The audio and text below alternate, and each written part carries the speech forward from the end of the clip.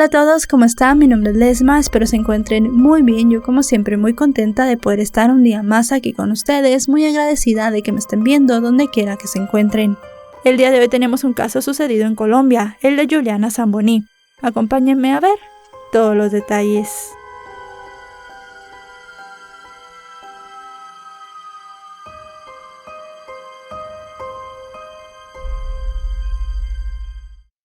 Juliana Zamboni Muñoz nació en 2009 en El Tambo, una vereda del corregimiento Los Milagros en el municipio de Bolívar del departamento del Cauca en Colombia.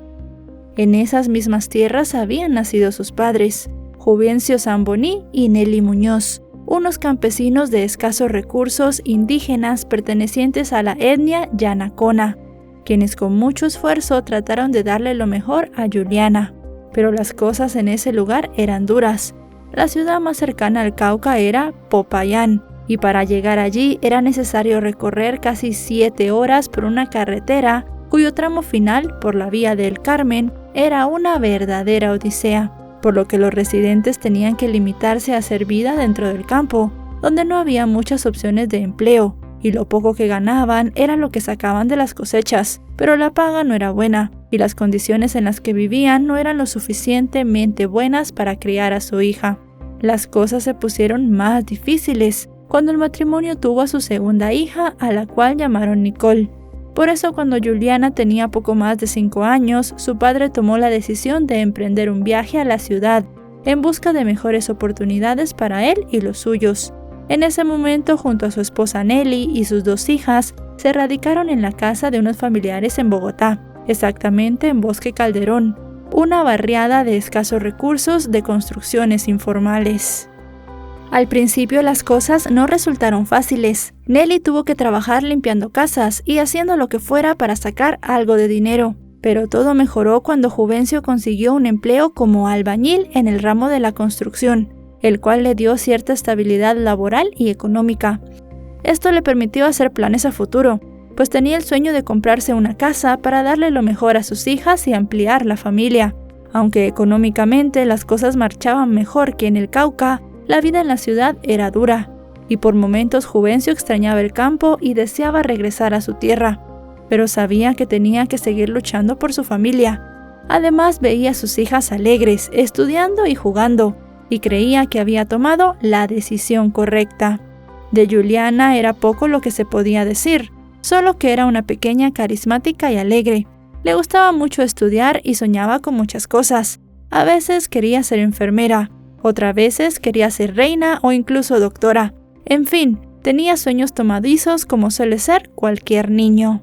Así transcurrían los días de la pequeña, que solía divertirse con poca cosa. Jugaba a ser modelo con su hermana menor Nicole. Le gustaba ponerse una corona de plástico plateada que su papá le había comprado y desfilar como si fuera toda una reina de belleza. Para el momento que ocurrieron los hechos en diciembre de 2016, la familia estaba dichosa pues venía en camino el tercer hijo, pero esa felicidad se vio empañada tras los hechos que narraremos el día de hoy. La mañana del 4 de diciembre de 2016, Juliana de 7 años estaba feliz, porque su madre estaba embarazada de nuevo, y venía en camino un nuevo hermanito con quien jugar y compartir aventuras. Ese día, como siempre solía hacerlo, salió a jugar con sus primos frente a la casa. Todo transcurría normal, pero ocurrió algo que les cambiaría la vida a la familia para siempre. Mientras la niña se divertía con su primo, llegó una camioneta plateada que se estacionó cerca de ellos. De esta descendió un hombre amable, cuya apariencia denotaba una buena posición económica.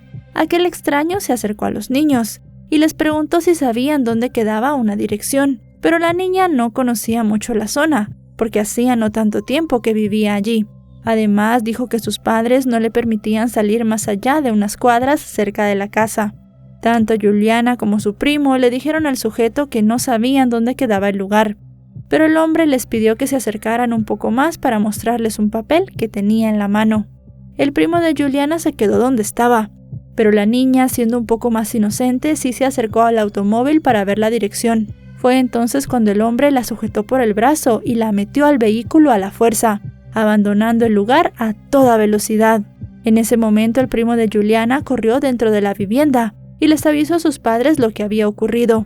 Juvencio y Nelly inmediatamente salieron a ver si el auto seguía en el lugar, pero para ese momento ya se había ido. Desesperados, los familiares de la pequeña contactaron a la policía, que inició rápidamente una extensa operación de búsqueda. Lo segundo que hicieron fue acudir a los medios de comunicación para que pusieran la foto de Juliana, una que habían tomado la noche anterior, y además que tenía puesto el mismo vestido que llevaba en el momento en el cual se la llevaron. Su paradero en ese momento era incierto. Nadie sabía dónde estaba. La única información era que un hombre se la había llevado en una camioneta mientras jugaba fuera de su casa con su primo. Sus familiares tenían la esperanza de encontrarla, pero era difícil buscar a alguien en una ciudad como Bogotá. El desespero era tal que una persona encargada de la investigación recurrió incluso a una vidente llamada Aida Valencia para que les ayudara y se conectara con la menor astralmente.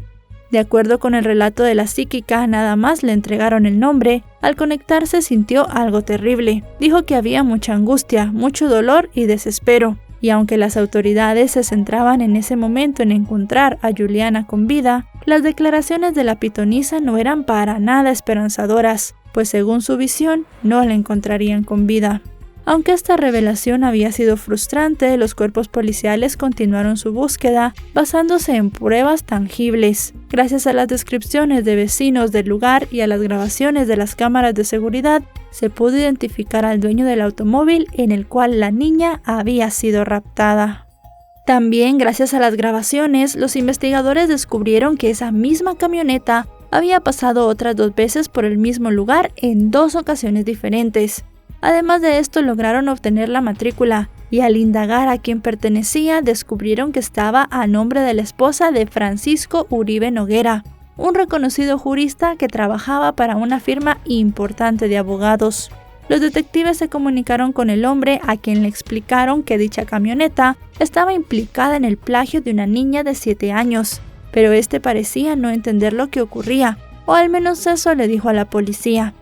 Francisco les explicó a los agentes que esa camioneta era utilizada por varios miembros de su familia, entre ellos sus 2 hermanos, Catalina Uribe y Rafael Uribe Noguera, un hombre nacido en una familia prestante, cuyos padres eran reconocidos arquitectos, María Isabel Noguera y Rafael Uribe Rivera, quien era decano de la Facultad de Arquitectura de la Universidad Javeriana. La familia Uribe Noguera tenía una empresa llamada Las Caus Construcciones S.A.S., dedicada a realizar trabajos de demolición y preparación de terrenos, construcciones de edificios para uso residencial, así como obras civiles, reparaciones y mejoras.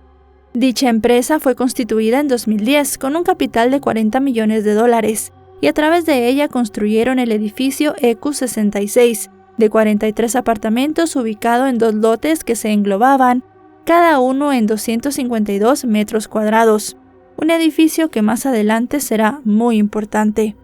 Volviendo a los hechos, durante la entrevista realizada por la policía a Francisco, este confirmó que era su hermano Rafael quien manejaba la camioneta esa mañana, y posiblemente había sido él quien se había llevado a la pequeña.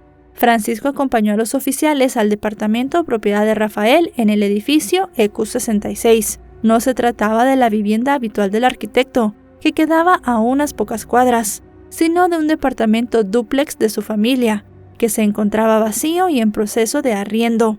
Sin embargo, al llegar al lugar, los agentes no encontraron a Rafael, pero el portero del edificio, Fernando Merchán Murillo, dijo que había visto la camioneta dando varias vueltas esa mañana y que Rafael parecía algo nervioso. En ese momento, Francisco se separó de la policía, mientras que los oficiales comenzaron a buscar a Rafael por todas partes. Pero las horas iban pasando y no se obtenía ni una sola noticia acerca de su paradero. Cerca de las 5 de la tarde, la policía recibió una llamada de Francisco, que les notificó que había encontrado a su hermano, pero había tenido que llevarlo a la clínica Montserrat, porque había sufrido una aparente sobredosis de drogas, cosa que al parecer era frecuente, pues el hombre tenía serios problemas de adicción. Inmediatamente los detectives acudieron al centro de salud, pero Francisco no los dejó ver a su hermano, alegando que su estado era delicado. Tras hablar con algunos colegas abogados, Francisco le reveló a los investigadores que su hermano le había confesado que le había quitado la vida a Juliana en el departamento del edificio EQ66. Al enterarse de esto, una comisión policial acudió al lugar. Al entrar, los oficiales notaron que el apartamento estaba sin muebles y sucio. En la escalera que daba al segundo piso hallaron colillas de cigarro y algunas botellas de alcohol. Cuando subieron al segundo piso se encontraron con una escena horrible. El cuerpo de Juliana estaba sin ropa debajo de un jacuzzi cubierto de aceite, una sustancia que también estaba por todo el departamento. La ropa de la niña estaba en el tanque del inodoro del baño. La madre de la menor, quien estaba embarazada, tuvo que ser internada luego de que le informaran a las 11 de la noche la noticia. Al día siguiente, el entonces director de Medicina Legal, Carlos Valdés, reveló que la causa de la muerte de la pequeña había sido asfixia mecánica por sofocación. También le habían puesto las manos alrededor del cuello para quitarle la vida.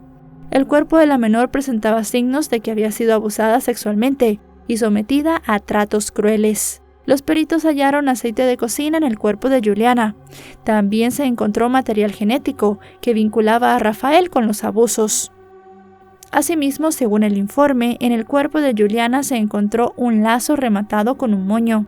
Ese hecho y el uso del aceite hizo creer en un principio que el hombre había instrumentalizado a Juliana en una especie de ritual que, según los investigadores, pudo haber perpetrado en ocasiones anteriores. La práctica de este fetiche estaría reforzada por el hecho de que en la escena se evidenció la presencia de ropa interior femenina, diferente a las prendas que llevaba la menor.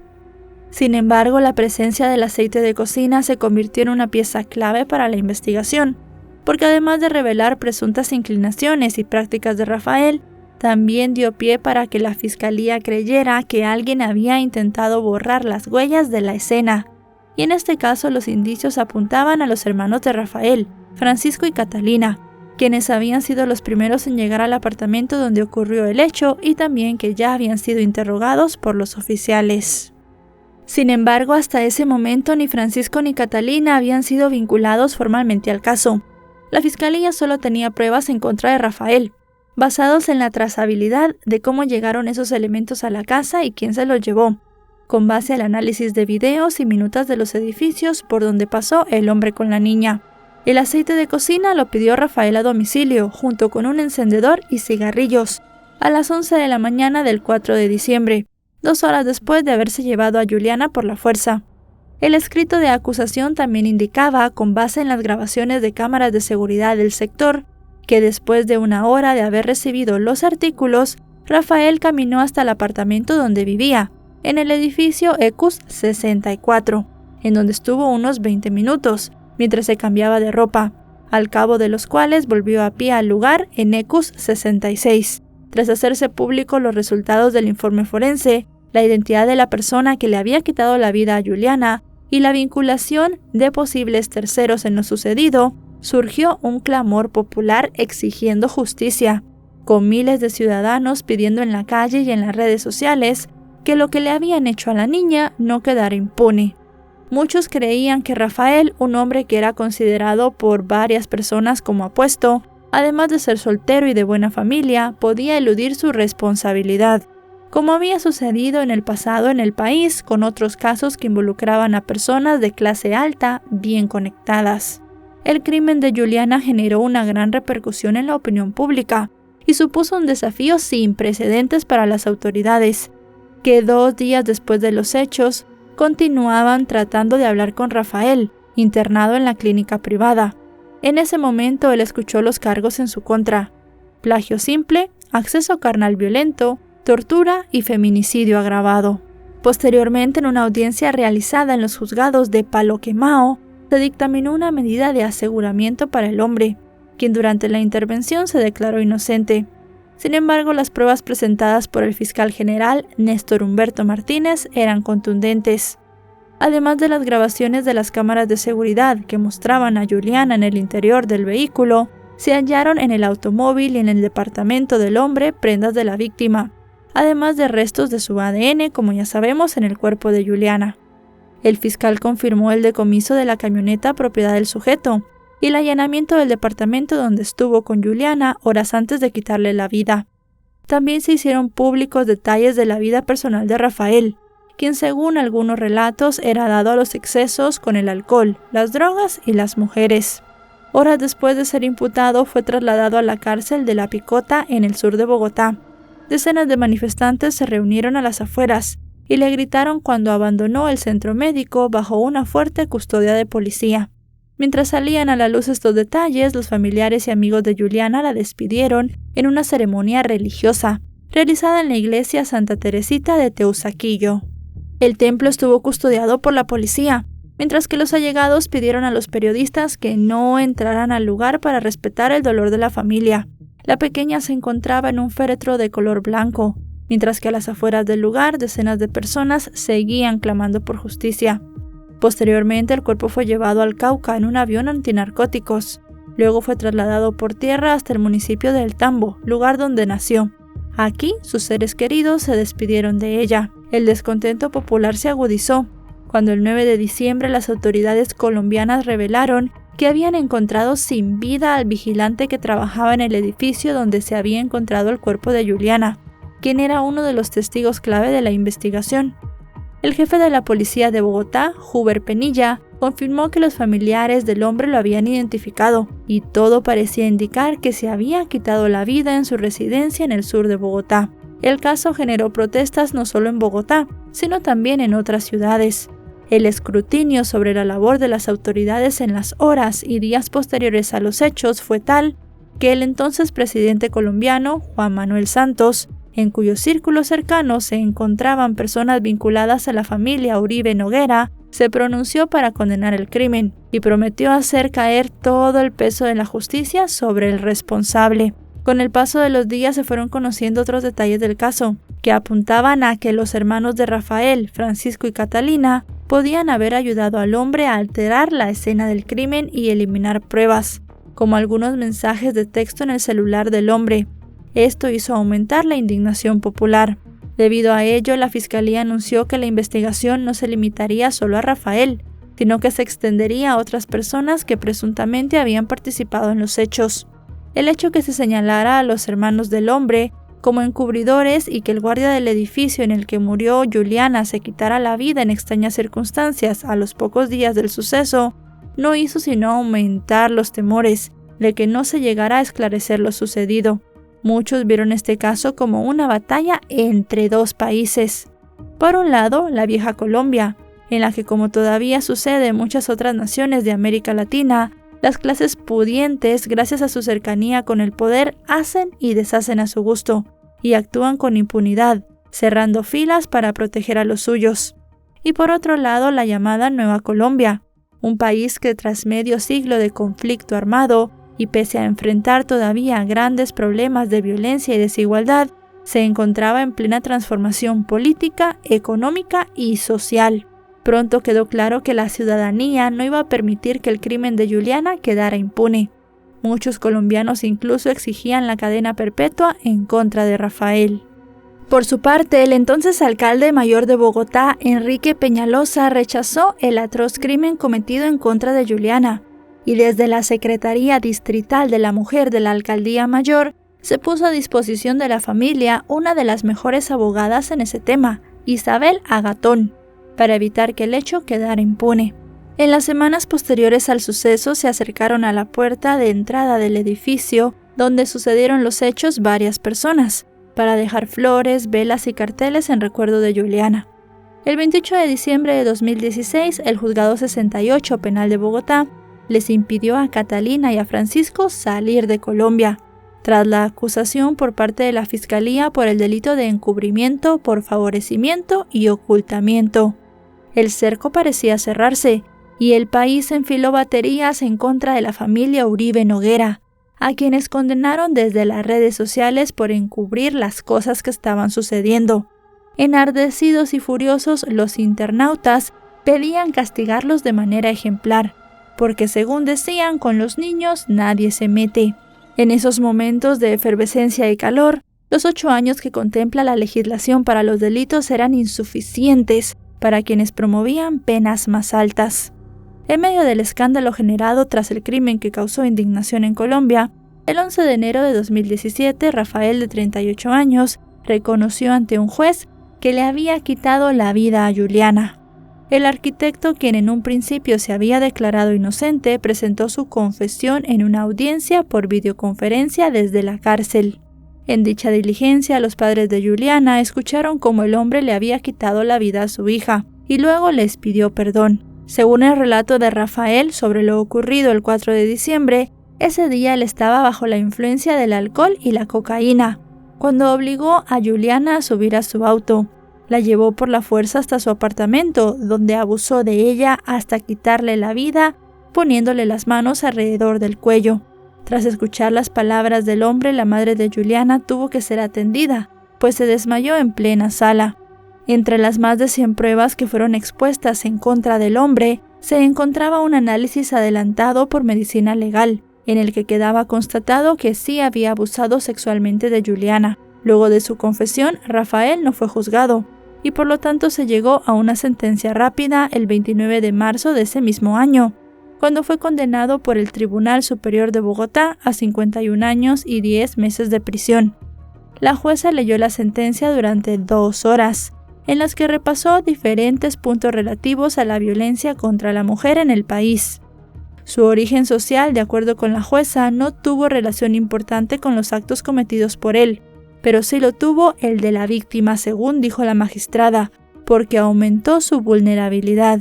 Además de los años de prisión, se ordenó el pago de 100 salarios mínimos vigentes de multa, equivalentes a 74 millones de pesos colombianos, lo que podrían ser alrededor de $25.400. En Colombia, muchos interpretaron que esa multa era la reparación para la familia, que como sabemos era de escasos recursos, y la consideraron una ofensa. Pero esa cantidad en realidad no era para la familia, sino para el Estado, y el monto tampoco era el correspondiente, posiblemente por un error involuntario a la hora de escribir la sentencia. El monto que se estaba pidiendo en realidad era 1.300 salarios mínimos, unos 958 millones de pesos colombianos, lo que podrían traducirse en $335.000. Este monto estaba dentro de lo que establecía la normativa para el delito de secuestro. Ese supuesto error fue uno de los motivos por los que la representación legal de la familia de Juliana decidió apelar la sentencia, pero hubo otro que era mucho más importante. Querían que la condena se elevara a 60 años, la máxima posible de acuerdo a la ley colombiana. Para los padres de Juliana era más importante esto que una compensación económica, pues siendo yanaconas creían en un valor cosmogónico que no permitía cambiar hijos por dinero. Para muchos la condena de Rafael había sido justa frente a todo lo que le había hecho a Juliana, pero para otros, como los familiares de la menor, resultaba insuficiente frente a todo el daño que le había hecho. El Tribunal Superior de Bogotá aceptó la apelación realizada por la familia y aumentó la pena inicial de 51 a 58 años de prisión. Una vez conseguida la condena, le tocaba el turno a sus 2 hermanos, a quienes la fiscal general de la Nación le sumó, aparte del cargo de encubrimiento por favorecimiento y ocultamiento, el delito de alteración o destrucción de material probatorio, tras una nueva evidencia recaudada. Para mediados de 2017 comenzó el juicio en contra de Francisco y Catalina, en el complejo judicial de Palo Quemao. En la audiencia ante los jueces de circuito, los representantes de la fiscalía tenían la hipótesis que desde el momento en el que se había conocido que este hombre se había llevado a Juliana, los acusados, con el fin de evitar la comparecencia de su hermano ante las autoridades, entorpecieron los actos de investigación por parte de los agentes que habían asumido las pesquisas horas después de que se denunciara la desaparición de Juliana. La acusación sostuvo que el día de los hechos, Francisco y Catalina en un principio no alertaron a la policía de que su hermano podía encontrarse en el departamento familiar donde se encontró el cuerpo de Juliana. Además, estuvieron en ese domicilio por aproximadamente 2 horas junto al acusado, mientras la policía intentaba localizarlo, hasta que lo trasladaron a la clínica privada, momento en el cual ya informaron a las autoridades de su paradero. El hecho de que se borrara del teléfono del sospechoso aplicaciones de mensajería y cuentas en redes sociales era, según la fiscalía, una evidencia de que los hermanos habían tratado de eliminar cualquier prueba de lo sucedido. Pero la defensa negó estos señalamientos y aseguró que en el momento en el que Rafael les confesó a los acusados lo que había hecho, Ellos inmediatamente habían informado a la policía. Según la versión dada por Francisco a las autoridades, el día en que ocurrió todo, pasadas las 2 de la tarde, empezó para él y su esposa una pesadilla. Indicó que ambos estaban en un bazar con sus hijas, cuando llamaron a su esposa porque su automóvil estaba involucrado en un hecho delictivo. Sin embargo, según el hombre, él creyó que podría tratarse de una trampa para robarles y colgó. Pero ante la insistencia de las autoridades, finalmente aceptó encontrarse con ellos. Cuando se dio cuenta que efectivamente eran las autoridades quienes lo habían llamado, les explicó que el vehículo lo tenía su hermano Rafael. Señaló que en ese mismo momento lo llamó insistentemente y le escribió por una aplicación de mensajería instantánea, pero Rafael nunca le contestó. Finalmente, los oficiales decidieron ir al apartamento donde vivía Rafael, en la calle 68, acompañados de Francisco, pero cuando llegaron Rafael no estaba ahí, ni tampoco la camioneta. La policía habló con el vigilante y examinaron las cámaras de seguridad, en las cuales se veía a las 8 de la mañana alguien que podría ser un proveedor de droga, que llegó y salió 20 minutos después. Una hora después, continuó relatando el acusado, a las 9 de la mañana se ve a Rafael salir en su vehículo. Según el celador, estaba dubitativo, no sabía si arrancar o no hasta que finalmente lo hizo. De acuerdo con el relato de Francisco, su hermano le confesó cuando iban camino a la clínica psiquiátrica que le había quitado la vida a Juliana y había ocultado su cuerpo bajo el jacuzzi. Dijo que la muerte había ocurrido en el vehículo, pero luego se comprobó que esto no era cierto.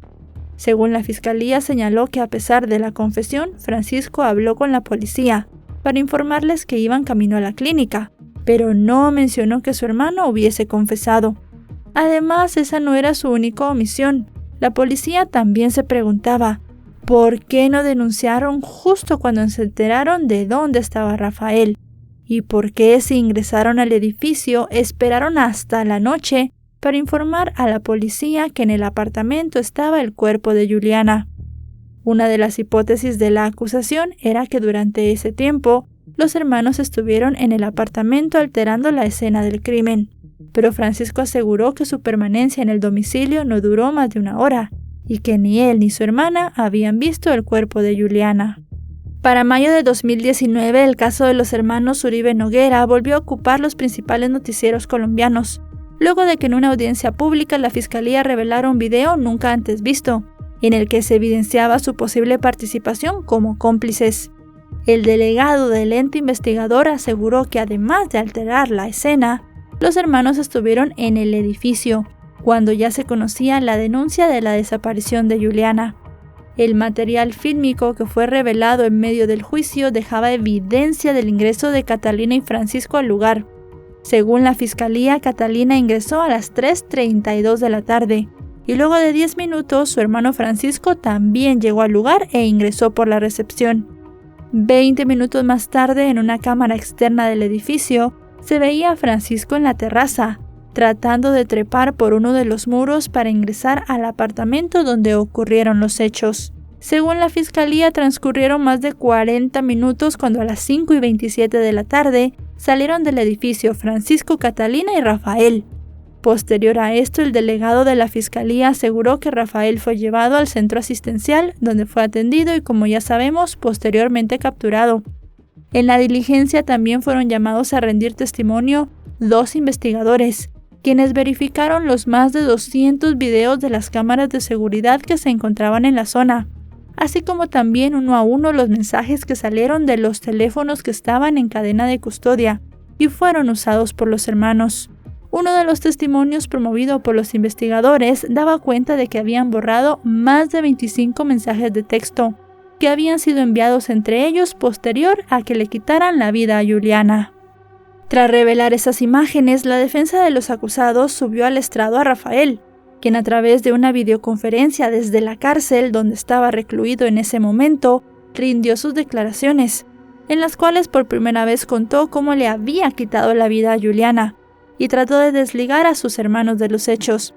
Rafael sostuvo que el día en el que ocurrieron los hechos recibió muchas llamadas de sus hermanos, hasta que finalmente decidió contestar una llamada de su hermana Catalina, quien dijo que la policía lo estaba buscando y le preguntó dónde estaba. Rafael prosiguió diciendo que él le mintió a su hermana, diciéndole que estaba en casa de una amiga. Recordó que luego de eso el timbre del teléfono que conecta con la vigilancia del apartamento sonó varias veces, y cuando contestó el portero del edificio le dijo que Catalina estaba allí queriendo subir, pero él le pidió que no la dejara pasar, y que a cualquier persona que fuera al departamento le informara que él no estaba allí. El hombre también narró cómo intentó ocultar el cuerpo de la víctima. Dijo que como sabía que sus hermanos llegarían en cualquier momento, tomó el cuerpo de Juliana, junto con su ropa, y lo metió en el inodoro del baño principal. Luego observó que el piso tenía mucho aceite e intentó limpiarlo con un trapo de cocina. Señaló que cuando ya había manipulado la escena dejó que sus hermanos entraran, y luego se fueron en un taxi para la clínica, donde fue recluido porque estaba drogado. En el trayecto, su hermano Francisco le preguntó por Juliana varias veces, pero él le dijo que la pequeña se había bajado cerca de un puente. Sin embargo, su hermano continuó preguntándole varias veces por ella, y después cambió su versión, y le dijo a Francisco que Juliana se había tirado del vehículo en movimiento. Acotó que durante el tiempo que fue buscado por las autoridades y también por sus familiares, pensó en quitarse la vida. En sus argumentos finales, la acusación tuvo uno de sus momentos clave, cuando la vicefiscal de la Nación, María Paulina Riveros, quien había liderado al equipo investigador del caso, aseguró que Francisco y Catalina pasaron horas eludiendo en todo momento la labor de las autoridades y asegurando que el estado de salud de Rafael era por un síndrome coronario agudo. Pero a juicio de la acusación, la patología no tenía ninguna emergencia vital. Sin embargo, los médicos que lo atendieron, llamados Jennifer Joan Angulo y Leonardo Gómez Acuña, quienes también rindieron su testimonio en el juicio, coincidieron en que el diagnóstico obedecía a una patología vital con alto riesgo de mortalidad, por lo que ambos testimonios desvirtuaban la tesis de la fiscalía. Lo curioso del caso era que ambos testigos fueron llamados por la propia delegada del ente acusador, esperando que respaldaran su planteamiento. Tras escuchar los alegatos de ambas partes, el 12 de agosto de 2019, la fiscalía fue vencida en el juicio, pues el tribunal declaró inocentes a Francisco y Catalina. Según las palabras del juez, la acusación no había podido comprobar, más allá de cualquier duda razonable, la responsabilidad de ambos acusados. Enfatizó que no entendía por qué la fiscalía expuso la teoría de cuestionar la gravedad del estado de Rafael, cuando sus propios médicos habían confirmado lo contrario, y cuyos testimonios fueron catalogados como creíbles, espontáneos, coherentes y claros. La máxima autoridad judicial concluyó que si la verdadera intención de los hermanos hubiese sido ocultar a Rafael, lo hubieran llevado a otro lado, teniendo en cuenta que tenían los medios para hacerlo, incluso para sacarlo del país en cuestión de horas. Tras escuchar el fallo, los hermanos se fundieron en un abrazo, pues había terminado para ellos un episodio que les había significado, según sus palabras, el infierno en la tierra. Pese a que la Fiscalía apeló la decisión en primera instancia, el Tribunal Superior de Bogotá ratificó en diciembre de ese mismo año la absolución. Aunque las autoridades creían que detrás de muchos detalles del crimen y su posterior encubrimiento hubo asesoría legal y que ambos hermanos sí habían estado implicados, la Procuraduría no se opuso al fallo. Tras haber cerrado ese capítulo, los padres de Juliana, quienes ya habían regresado al Cauca, estaban con más preguntas que respuestas y sin su hija. De vuelta en su lugar de nacimiento, se dedicaron a cuidar la casa de un vecino, en la vereda El Tambo.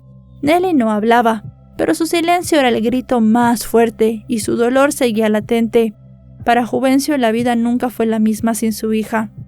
En ese lugar recóndito, alejados de la ciudad y enfrentados a su realidad, los integrantes de la familia intentaron reconstruir su vida. Tuvieron respaldo psicosocial y bienestar familiar les brindó un acompañamiento para garantizar la salud del pequeño Julián Andrés, el tercer hijo del matrimonio, cuyo nombre fue puesto en honor a su hermana Juliana. Aunque el Ministerio de Agricultura le regaló 30 gallinas, unos bultos de cemento y 200 ladrillos, Juvencio y Nelly continuaban esperando el subsidio de vivienda que les habían prometido. Después de todo lo sucedido, la familia también tuvo que enfrentar las críticas que los pusieron en el foco mediático. Según algunos medios, un señor en Popayán les iba a regalar un lote, pero según Juvencio eso nunca pasó. También desmintió que hubieran recibido una indemnización de $250,000. Refirió que durante el tiempo transcurrido jamás recibieron ni una sola llamada de la familia Uribe, y aunque su abogada les decía que podían entablar una demanda civil, no lo habían hecho, pues eso no les devolvería a Juliana. Más allá de los asuntos legales o de los requerimientos de los medios de comunicación, Juvencio y Nelly se empeñaban en mantener la memoria de Juliana viva cada día junto con sus hijos, visitando su tumba con frecuencia. De ese modo ahora mismo transcurren sus vidas, en medio del silencio y la calma de las montañas del Cauca, donde Juvencio cuenta que Nicole quiere ser como su hermanita, a quien extraña, y lo que él y su esposa esperan es que Dios les dé vida y salud, para ver crecer a sus 2 hijos y seguir trabajando. Después de 7 años de que le dieran la condena a Rafael, el hombre, que ahora tiene 45 años, ha descontado tiempo de su condena por su supuesto buen comportamiento. De acuerdo con algunas reseñas, el hombre se dedica a la elaboración de planos, diseños y bocetos dentro de la cárcel de máxima y mediana seguridad, la Tramacúa de Valledupar. Según los registros del Juzgado de Ejecución de Penas, por este trabajo que realizó entre 2019 y 2022, Rafael ha logrado redimir 14 meses y 17 días de su condena. El último trabajo lo hizo el 12 de mayo del 2022, donde le reconocieron 8 meses, 5 días y 12 horas. El caso de Juliana tuvo un gran impacto en la sociedad colombiana, no solo porque se convirtió en una figura a la que se recurre en el país cuando se habla de crímenes emblemáticos, sino por la rapidez con la que se condenó al culpable, gracias a la presión ciudadana, que no estaba dispuesta a permitir que los hechos quedaran impunes. Aunque se hizo justicia, a su familia solo le quedó la impotencia, el dolor y las ganas de regresar el tiempo. Pero este sigue pasando y Juliana no regresará. Y bueno, chicos y chicas, hasta aquí el video de hoy. Un caso muy impactante, un caso bastante extenso, así que no me voy a extender muchísimo más aquí en la despedida. Al final se hizo justicia, para muchos a medias para Juliana, ya que solo un implicado está tras las rejas y en cierta forma está bajando su condena, algo que los padres de la víctima no querían. Al final es un caso cerrado y lo único que queda es esperar que los hermanos de Juliana puedan vivir al lado de sus padres la mayor cantidad de tiempo posible. Si este video les ha parecido informativo, recuerden dejarle un me gusta, recuerden suscribirse si no lo están. Actualizo 3 o 4 veces por semana y si están suscritos les llegará una notificación cada vez que yo suba un video. Me pueden seguir en mis otras redes sociales, aparezco como LesmaVR en Facebook, Twitter, Instagram y TikTok. Ahora sí, nos vemos hasta otro caso. Adiós.